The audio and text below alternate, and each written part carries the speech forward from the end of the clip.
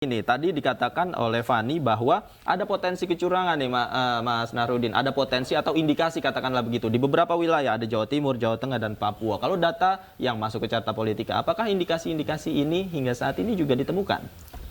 Kalau kita lihat indikasi kecurangan itu memang sulit ya, sulit untuk dibuktikan ketika memang quick count kita laksanakan. Kecuali memang ada hal-hal yang membuat TPS itu tidak bisa kita datangi atau tidak bisa count. Tapi selama perjalanan saya melakukan quick count, sangat sulit ada kecurangan ketika kita melakukan sampling di TPS yang sudah kita pilih. Kalau semua TPS bisa diakses, ada beberapa TPS yang tidak bisa diakses oleh relawan di lapangan? Hampir 99% itu bisa diakses. Karena kita masih mempunyai cara ketika memang lokasinya sulit, kita bisa sampling ulang sehingga ada wilayah-wilayah yang bisa kita ganti atau kita harus perbaiki gitu. Oke. Ya, kalau dari Pak Alfons sendiri, kecurangan? Sebenarnya yang mengawasi kan banyak, nih semua mata tertuju kepada proses ini dan mereka tahu potensinya di TPS, dan yang mengawasi semua parpol yang berkepentingan pasti akan menaruh perwakilannya, ya kan. Jadi rasanya jika ada yang berani nekat melakukan kecurangan di TPS itu, saya pikir dengan mudah bisa diidentifikasi dan bisa ditindak. Jadi langsung ditindaklanjuti. Betul. Ya, memang celahnya di sana, bukan celahnya di IT-nya, enggak. Karena memang pencoblosannya masih manual. Jadi yang harus diubah data manual itu. Kalau bisa mengubah data itu, bisa mengubah data pemilu. Tapi kalau mengubah hanya di website saja, itu tidak mengubah data pemilu. Oke. Saya kembali ke Pak Nahrudin. Pak Nahrudin, tadi Anda katakan sebenarnya yang jadi battleground tadi Jawa Tengah ini menarik ya. Sebelumnya menjadi basis dari paslon 3, kemudian berubah menjadi paslon 2. Selain Jawa Tengah, kita Jawa bagian mana lagi yang memang berubah atau jangan-jangan makin kuat ini sosok figur di wilayah tersebut?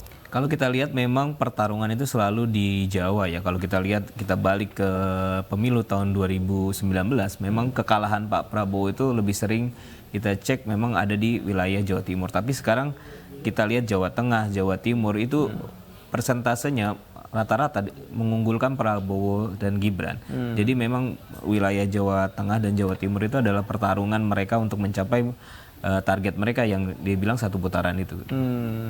Kalau dari sisi elektabilitas, selain figur tadi ya yang melekat di wilayah tersebut, variabel apa lagi yang mempengaruhi elektabilitas masing-masing paslon?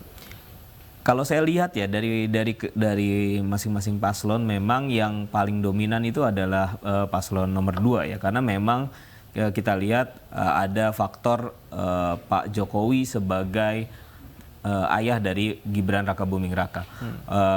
Di situ juga kita lihat bahwa Pak Prabowo masih teratribusi sebagai menhan. Jadi dua kemampuan itu, dua atribusi yang melekat pada pasangan paslon Prabowo dan Gibran itu lebih mudah dan lebih gampang diterima oleh masyarakat.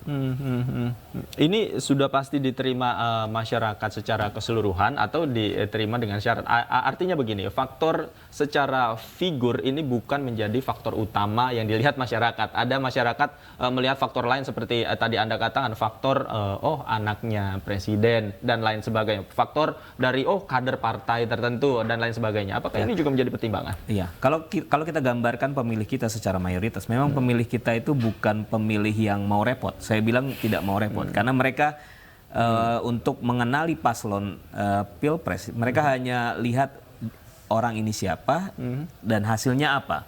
Nah, Pak Gibran sudah menjawab keingintahuan warga. Ini orang ini siapa? Anaknya Pak Jokowi. Jokowi sudah melakukan apa? Sudah melakukan banyak hal atau sudah memberikan bansos, sudah memberikan sesuatu ya untuk Indonesia. Jadi masyarakat sudah tidak perlu berpikir lagi why-nya kenapa gitu loh. Sementara untuk paslon-paslon lain mungkin masyarakat harus berpikir, Ganjar Gubernur Jawa Tengah, apa yang sudah dilakukan? Karena kan tidak semua informasi terkait kinerja Ganjar sampai kepada publik di wilayah Indonesia di bagian lainnya gitu. Artinya tidak tersosialisasikan, ini membuat masyarakat sebenarnya tidak mengetahui ya, padahal meskipun paslon tersebut ternyata sebelumnya sudah banyak melakukan hal. Nah, data dari Carta Politika seperti apa hingga saat ini? Tadi Anda katakan 38% ini data masuk. sekarang sudah berapa persen, Mas Nahrudin? Apakah data juga suara-suara dari TPS-TPS di Pulau Jawa sudah mulai masuk saat ini? Kalau kita lihat data sudah sampai di angka 51%. Terus data-data wilayah di mulai Jawa sudah mulai masuk, tapi tidak terlalu banyak, masih kecil. Ada di Jawa Timur, ada di beberapa wilayah di Jawa Barat. Dan kalau kita lihat keunggulan hari ini, keunggulan di jam ini, Pak Prabowo Subianto di angka 56,81%, lalu disusul oleh Pak Anies Baswedan dan Muhaimin 26,23%. Lalu berikutnya di posisi 3 ada Pak Ganjar dan Mahfud 16,96%. Dari berapa persen data yang sudah masuk?